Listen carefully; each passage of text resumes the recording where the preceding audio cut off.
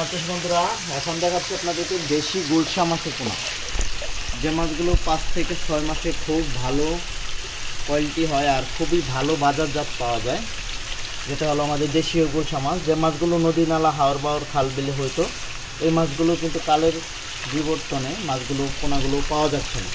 সেই ক্ষেত্রে এই মাছগুলো কৃত্রিম প্রজননের মাধ্যমে মাছগুলো চাষে আনা হয়েছে।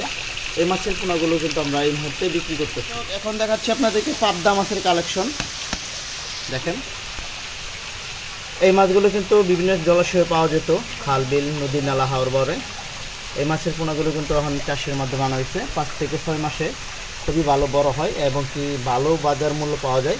সেক্ষেত্রে এই সমস্ত মাছ কাপজাতীয় সাথে চাষ করতে পারেন 400 থেকে 500 পিস এককভাবে চাষ করতে হবে আপনাদের। এখন দেখাচ্ছি আপনাদেরকে দেশি ট্যাংরা মাছের পোনা। দেখেন দেশি ট্যাংরা মাছের কালেকশনগুলো। সুপ্রিয় দর্শক, এইটা হলো দেশি ট্যাংরা মাছের কালেকশন। আপনারা এই সমস্ত মাছগুলো কিন্তু চাষে দিতে পারেন। দেশি ট্যাংরা মাছ দেখতে পাচ্ছেন। দেশি মাগুর মাছের কালেকশন দেখাচ্ছি আপনাদেরকে। অরিজিনাল পিওর দেশি মাগুর মাছের কালেকশন।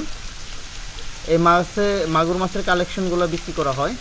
মাগুর মাছ চাষ করতে হলে এককভাবে আপনারা চাষ করতে পারবেন 500 হতে 600 পিস একক ক্ষেত্রে। আর যদি মিশ্রণ ক্ষেত্রে চাষ করেন তাহলে 200 থেকে 150 পিস বা 250 পিস পোনা কাপজাতীয় মাছের সাথে মিশ্রণ ক্ষেত্রে চাষ করতে পারবেন।